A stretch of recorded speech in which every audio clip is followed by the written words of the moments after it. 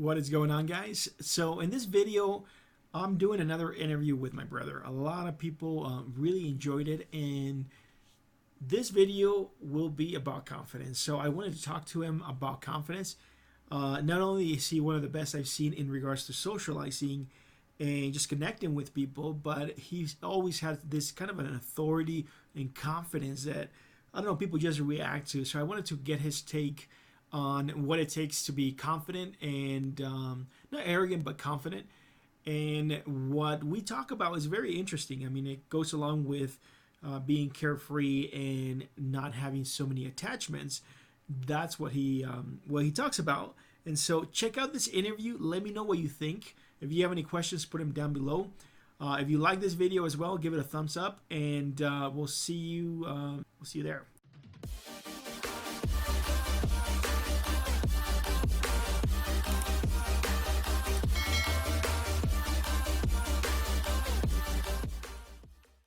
How's it going, guys? Felipe again with Social Buddha, and I'm here again with my brother Angelo.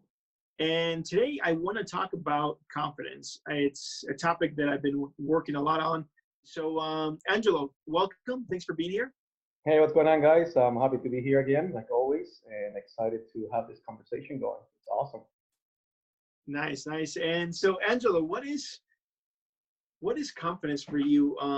Some people might confuse confidence with arrogance, or they might confuse confidence with overcompensating or something like that.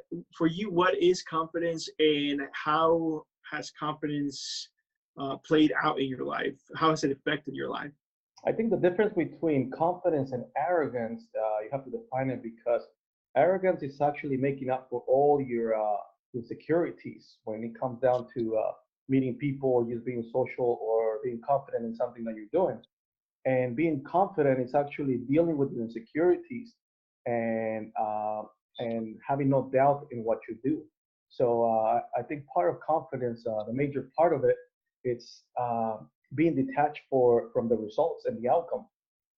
As far as it goes, a lot of being attached to the result and what's going to happen makes you doubt yourself or what's going to happen and exactly what you think people think of you as well. It makes a big what would you call it? A big holdback on you, because that's how you bring all of your doubts. And I think you have to define those two things, how different they are, because somebody can be very cocky and arrogant, and all they're doing is making up for all their insecurities they have. And being confident is more of a natural thing, and it's more relaxed.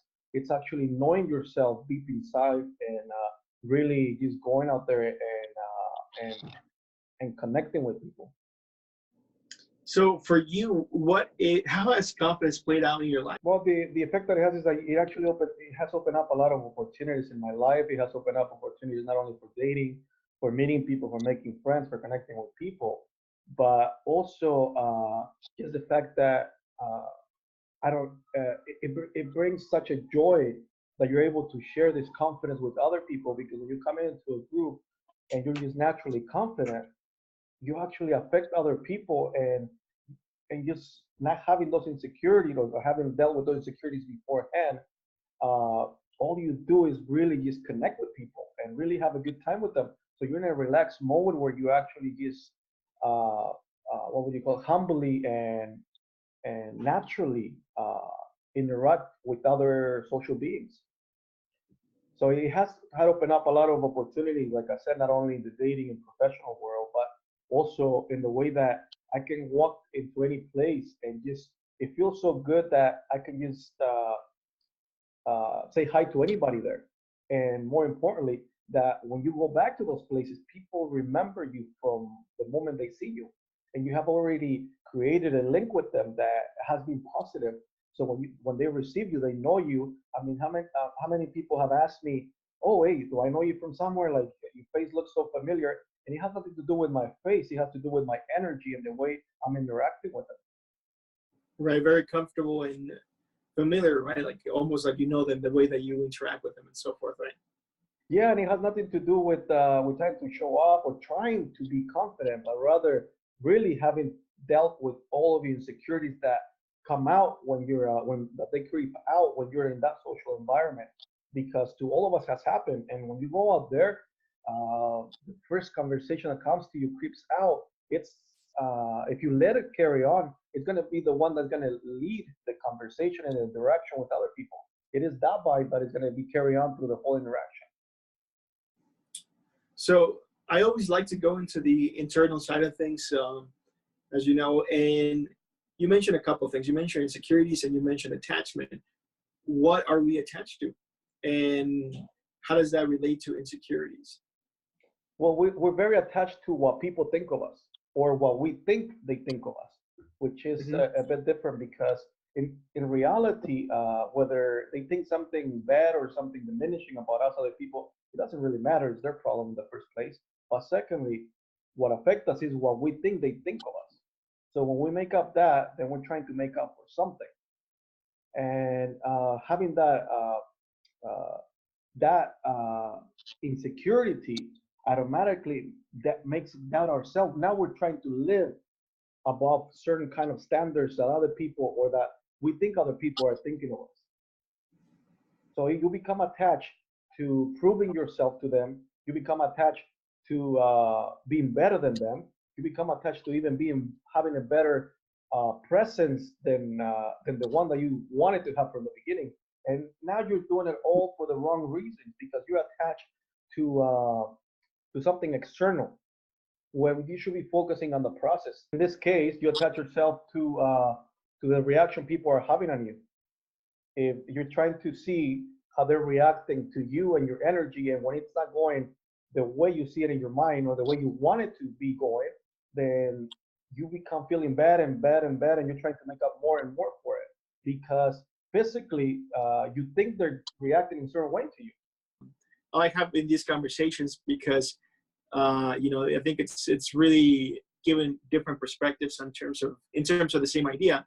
But I guess where I was going with that is that many times what we're attached to is creating a certain image of ourselves that we feel we lack, or we don't give ourselves enough love, or different things like that comes from identity and that comes from those insecurities, those, if you will, for lack of a better word, holes in our identity that we're trying to fill through outside things such as material things, as well as, in this case, in many cases, validation from other people. So I think a very important thing is to really realize not only that you're attached, but what you're attached to.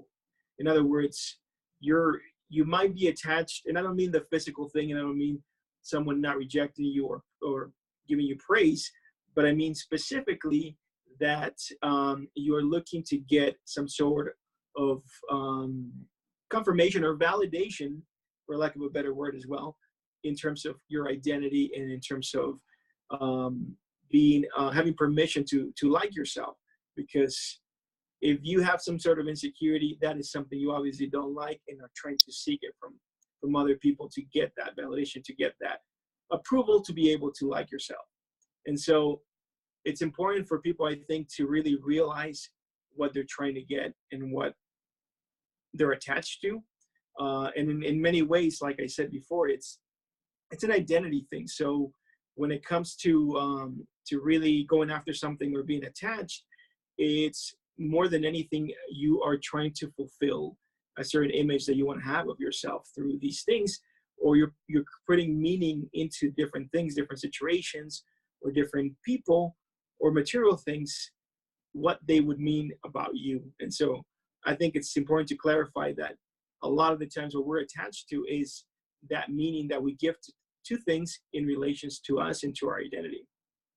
Yeah, well, I think you put a lot of pressure to yourself to live up to a certain image that you want to be, but yeah, you don't see yourself as being it. You want to be there, and that's the lack of that image. And when you get there, you put so much pressure to yourself that you depend on the external world, on people that react to you to actually tell you if you are there or not. That's a great There point. the whole time. You've been there the whole Yep. time because it's only a matter of being or not being. Everything in between is excuse. So when you are being that person, you don't pay attention to the results. You don't pay attention to any attachments that you have or any reaction on other people. You're just being it. You're living in the moment for in that sense. You're actually just being. You are doing everything naturally. You're just talking to people, and you're not really thinking about what people think of you or how they're reacting to you or what you're trying to, or if you're trying to get something from them. So in That's a reality, great point. I mean, I think what you just mentioned is it's important, especially when people go out and they're look yeah they're there to prove that they're a certain kind of way or get evidence for it as opposed to already being that person to begin with and accepting that. And so I want to talk about something that I think it's important. I think we'll talk about in the webinar that I'm going to mention towards the end of the video.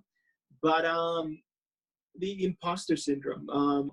Many times when you start a new thing, or let's say that you're in a new environment, perhaps you're starting to go to, I don't know, fancy events. I know, some people are like, well, I want to meet higher quality people or something like that.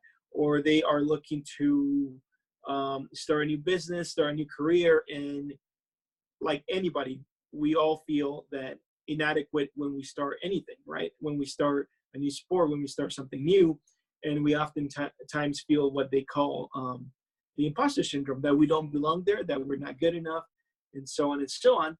So I think you and I have a lot of experience in terms of starting a lot of different things that are new to us that we've never dealt with before, and assimilating them in a way where we learn faster because we let go of a lot of the doubt that comes up during that time. In your experience, what have you done to, when you start something new and you want to be confident at it from the very beginning, or at the very least not beat yourself up so much for it and have more patience with yourself, when you start something new or something that's unfamiliar to you? How do you keep your confidence, and how do you avoid self-doubt getting in the way of starting something new, or doing the best you can with something that might be a new skill, or again, a new job, new career? well, I think it comes down to the same thing about attaching yourself to the result, but more importantly, the main key thing is to actually focus on the process, because Mm, the process, it is where the only thing that you can change. You can't change the result. The result is just a product of everything that you're going through in the process.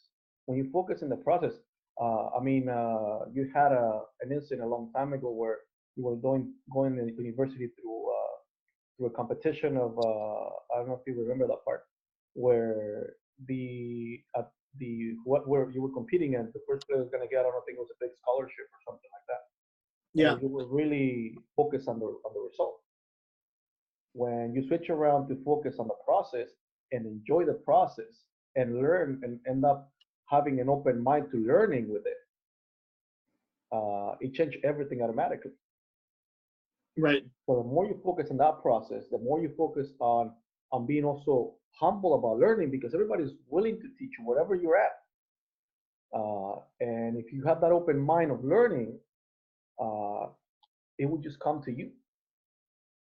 So Everybody's go ahead. right. So in your experience, I want to hear a little bit more of your specific instances where you've used, like, I know you've started, tourism businesses in Mexico.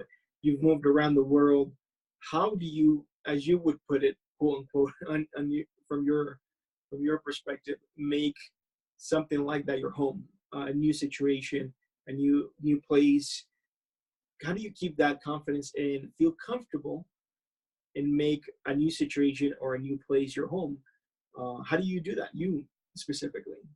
But to be honest, myself, not caring about people, what people think, Mm, not putting that pressure onto me, because at the end of the day, they're not the ones doing the work. They don't know where I come from. Nobody knows where you're coming from. And to be honest, it's just a matter of you doing things and really not being, like I said, attached to what people think of you. When you start caring about what people think of you, then that's exactly when you start doubting yourself about what you're doing. I mean, one thing is focusing on the process. The other thing is really not giving a shit about what people think, because a lot of the people that are going to judge you are the people that they don't even have the guts to do what you're doing. that's a great point. So how can you take judgment from a lot of people who don't have the balls to go into creating your own business? They want to be in security about having a job. You know how many people that I encounter are like, oh, you don't have a job? I'm like, no. And they're like, so what do you do? I'm like, I work from home. They're like, oh, you should go to school. So there's a different mentality. How can you take judgment from people that, like I said, that are not willing to take risks like you are? If you're an Mm, entrepreneur, if you are a person that wants to grow personally wise, you have to take risks. And the only pain that you're going to be in it, that's going to be within that risk, it's pain to grow, not to diminish yourself, not to feel bad about yourself, not to be judged by other people. The pain that you need to go through, it's the pain that's going to make you grow. And that means being out of your comfort zone. nice. And I know you're very simple in the way that you not only overcome things, but in how you transcend certain obstacles. And so, how do you just let go of caring what people think of you? It's a good question. I have to think about this one for a sec, but I think most of the part that of actually having that confidence going into things that make you uncomfortable, it's being okay the way you're feeling at that moment, and just Mm, taking a second to breathe rather than keep chasing your own tail. If you take a couple of seconds to breathe, it's like having a new beginning again, but now you're right. more relaxed. So for me, it helped a lot bringing myself back to center before continuing. So for me, it's more important to leave any situation feeling relaxed and confident than having the results that I thought I was going to get. So, in other words, what you're Because what, saying is that it's more important for you to the way that you feel and who you're being rather than the actual results. correct, because next time that you come to it, you already are ahead of it. You already come in with that same energy. You already And linked. you're in your own in a way you're in your own reality because you're allowing your own set of rules or values to dictate how you feel about yourself, right? And you detach yourself from results. Yeah. You focus on the process of growth. How can you not allow yourself to love yourself? Mhm. That's the first question I would have rather than the opposite. And the second is we always think about like uh, expecting that from other people to love us, and we are so hard on ourselves. But the only way, or the only way we've learned in many different stages of our lives, is through mistakes. Mhm. So for me, as long as I see those mistakes, I can work on them. The Nice. second thing is that if you have values and you want to be a certain kind of person, as long as you know what kind of person you want to be and what values you want to have, even if you violate them once in a while, the main thing is to notice where they're at and to be able to switch them around later as they're coming along. Sooner than later is always better, but just noticing, you should be loving yourself for being able to see them. Because a lot of people out there in the world live a life blindly in their mental prisons without even noticing what their values are. And you can Mm, ask somebody what their values are, and they will tell you what they think their values are. But when you ask them how would they react in certain situation, has nothing to do with their values or how they reacted in certain situations. So the that's most a great important thing is point. that if you already know your values and that's the way you want them and you're working on them, should be another main reason to love yourself because you're ahead of a lot of people. So being Mm, hard on yourself and having that pressure with yourself only brings unnecessary pain to you. yeah. It's only doing or not doing, being or not being. But at the end of the day, we all make mistakes. The difference between you being the path of growth and a path of where you want to take your life to is that you're noticing those mistakes in order to change what you want to change and tweaking them. And No, if they're not happening, those mistakes, how would you know that you're being or not being that person that you chose to be? that's a great point. I mean, that's the mistakes and even negative emotions are kind of a beacon, like a map to guide you into the right direction when you steer off the path that you want to go in. Those negative emotions or those mistakes are there to steer you back in the right direction. So I guess the last thing I did want to cover is I asked you this, and I know it's the tricky one because the way that you process things and the way that you do things is very, very fast in regards to, here's a solution, let's just do it type of thing. So when it comes to not caring what people think, how do you process that? How have you let go of that? Is it a matter of simply, all right, so you know, just making the decision, or you just don't even think about it, especially both in the past and now? What is your process for that? Or if not, it's not a process, what was it, a decision? And how do you simply decide? It's focusing on the process. When you jump into anything, you focus on you, on who you're being, or who you want to be, or who you're trying to be, or however you Mm, want to put it into words, rather than you have to be okay that the first couple of times you might fall, but you have to focus on the fact that you did it and you're doing it, and that you will get up, and the next time it's going to be easier, and the next time it's going to be easier. Not everything works out on the first spot. Not everything works out like that. But the more you focus on, like I said, what people think on the results, the more pressure you put on yourself, and the longer it takes you to get to where you want to be. But if you focus on just the growth, the process, and even if it's a baby step, even if you just jump straight into the cold water and you're just in there, when you come out, you will come out as a better person already. You will come out also already a couple of steps ahead of where you were before, if you want to put it in a logical perspective. So when I do a lot of the things, I do them focusing on the growth and being okay with the fuck ups of it, yeah, because the fuck ups are going to be there no matter what.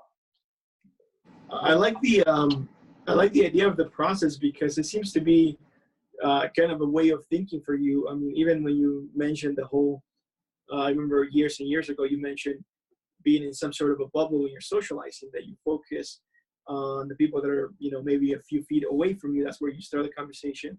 That's where you focus on it. As you move around, that bubble in that area keeps extending. But I think it's this is a concept that also extends to other areas of your life in the way that you look at the process. Is that kind of hitting the nail on the Yeah, head? well, I think looking at a result and looking farther ahead of the game is like But I look mean, at. in regards not only to a concept, but rather as a way of focusing attention.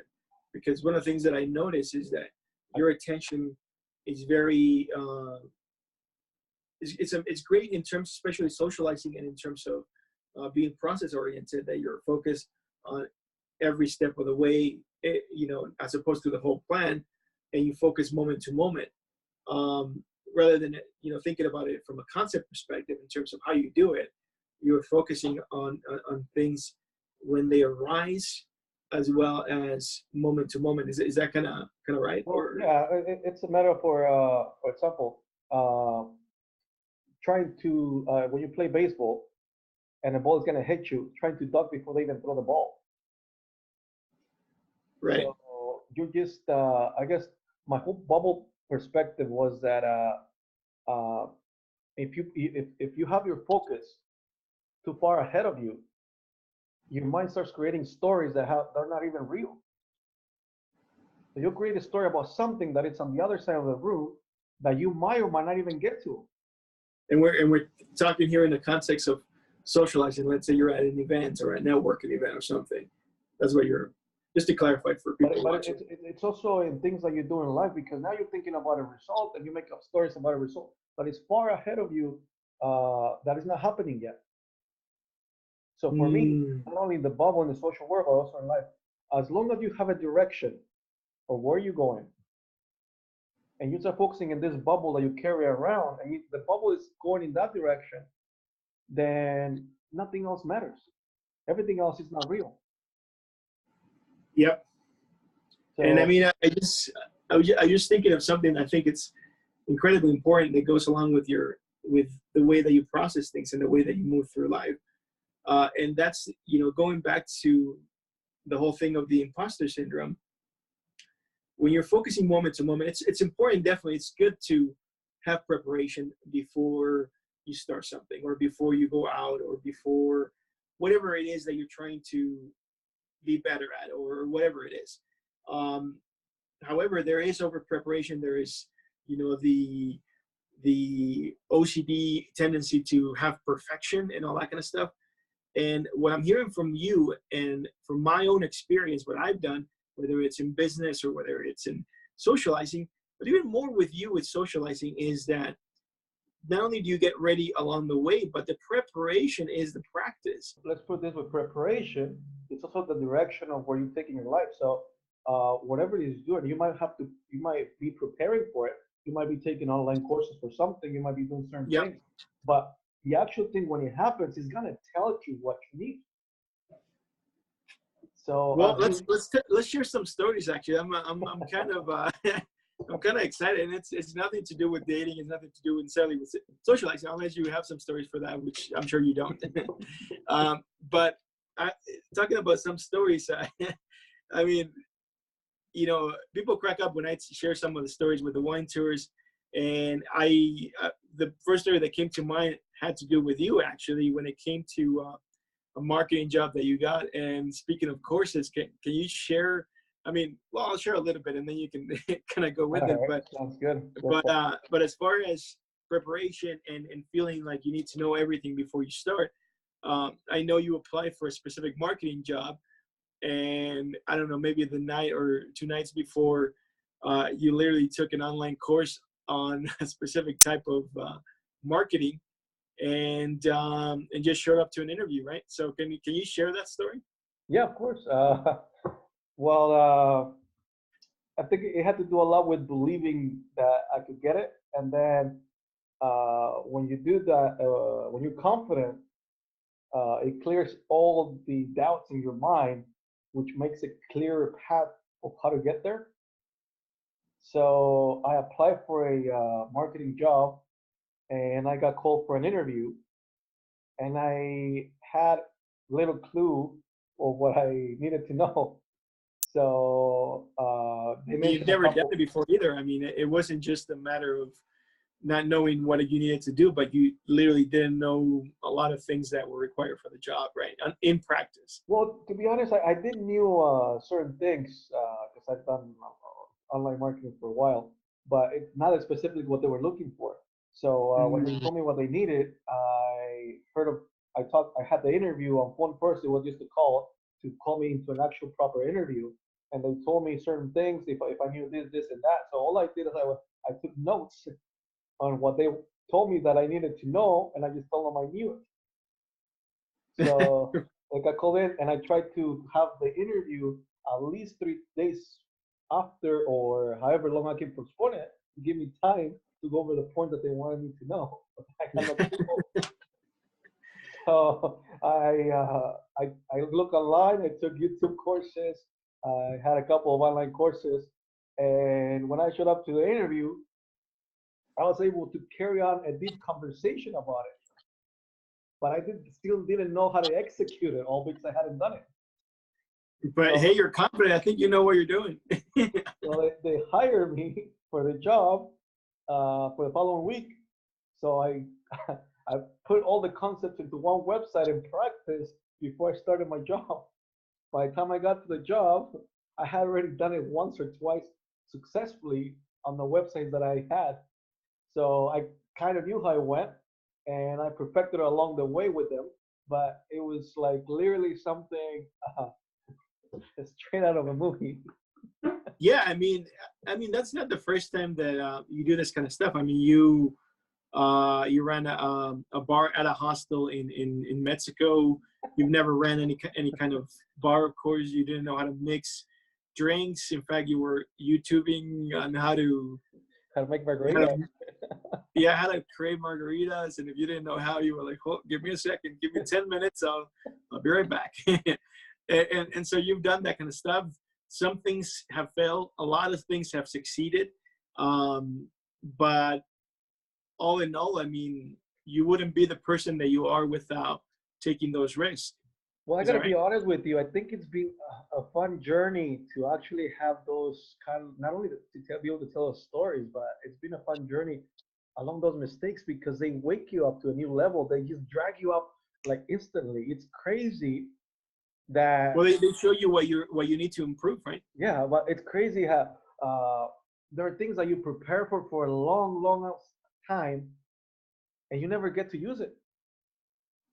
And this kind of thing, That's a great point. I mean, that's I think that some people, I mean, you they learn a ton of stuff and they're all over the place in terms of learning and learning and learning, and at the end you don't really execute on any of that knowledge that you've been reading, all these 100 books, or people are like, yeah, I'm going to read 100 books this year. I know I've done it in the past, but it is one of those things where you really are not going to use that much knowledge. In fact, in actual practice to master something, it takes so much more than actually just to read it or learn about it, right? yeah, but I think it's also the concept that, let me put it this way, that it's fun for me to fuck up the first Hmm. couple times, but so it's also part of my personality to have that humor with it. But more importantly, those moments, they take me from 0 to 10 within seconds. The So moments of you doing it, or the I moments could have of the spent, reaction of being playful about it? yeah, no, but the moments that happen, like for example, I could have taken, like many people do, years to create a business plan, do all of this stuff, and what they took in years, half of the stuff or most of the stuff they're not gonna use. It takes me minutes to get there because uh, the instant moment is asking me for it. So I learned in the practice, and I've always done that. I always learn in the practice. Uh, if I see something happening and I go in it, I learn through it. Hmm. Rather than, okay, I'm gonna go home and prepare for it. Yeah, yeah. And I think most people are, yeah, there is fear that comes up for us in regards to, is it going to work out and all this, the unknown and different things. But with me, with the wine tours, people are surprised that I didn't know anything about wines. Even in my very first one, the first wine tour that I ran, I had no clue about wine. It was mainly I didn't make it up. It was just mainly joking around with the guests and kind of going along with it. And yeah, I was like, yeah, this is like, we've been doing this for a few months. It was one of those things where you play it off, but so that they feel like they're getting a good experience. But nevertheless, though, when you're starting something new, yeah, you're not going to be perfect at it. And also, um, two things that I think it's important to keep in mind. And I think the first one, like you said, you got to be okay with fucking up, as you say, and even better if you have that humor, in regards to doing it. But also, you also have to take control of your mind and take control of your thought patterns in regards to the doubt that comes up with something new, It's part of because confidence. It's right, it's part of confidence, but it's also part of you learning faster and you gaining what's it called, having more of a better ability in whatever area you're doing faster, because of the fact that you won't have so many mental blockages. You'll be more in the moment, and you'll be able to shoot more for the fence when it comes to your actions and everything that you do with whatever it is that you're doing, if you have a better conversation with yourself about that thing that you're starting. well, Yeah. it's interesting because one of the stories that I could share about that bar that I had was that at one point when I took over the bar and I had a client asking for a pina colada, and I had no clue how to make a pina colada. If I remember correctly, I don't think I even had all the ingredients for a pina colada at the bar. So I made it up as I went, and when the client was like, "Oh, this is not a pina colada, now it's done." All I replied was like, "That's how it's done here. Welcome to Mexico." And they just laugh. Yeah, it's like, yeah, it is Mexico. He's right. I'm gonna enjoy this This So piña. it's the humor and the confidence behind it that makes up for a lot of the things that they can call you on. So if they Right. have nothing to call you on, or you don't give them that room for it, people are gonna be okay with you just the way you are okay with it. Mm. In that regard, I mean, you do have to let go of caring what people think of you. Otherwise, they'll read it and they will And there was they will be no, like, what the hell, right? yeah. But yeah, No, no, that I makes do sense. have a Well, lot of stories, but I think right, right. We'll share them on the webinar. I think stories are a great way to really teach certain concepts and ways to practice certain concepts. So, in regards to the webinar, it's going to happen on December 21st. It's gonna be me, Angelo, and we might have another guest joining us as well. Anyway, if you want to sign up for the webinar, it's completely free. I'm going to put the link down here below on the video. If you like what we're talking about, I know a lot of people have been saying a lot of great things about the interviews that I've done with you, Angelo, so I'm sure they're going to love this one. Ben, if you like this video, subscribe, give it a thumbs up. And if you have any questions, myself and Angelo will be checking out the comments, so feel free to put any questions down below. And we'll see you on the next video. Angelo, thanks so much for being available for this interview again. no problem. And we'll see you on the webinar. Sounds good. I'll see you guys soon. All right. See you guys.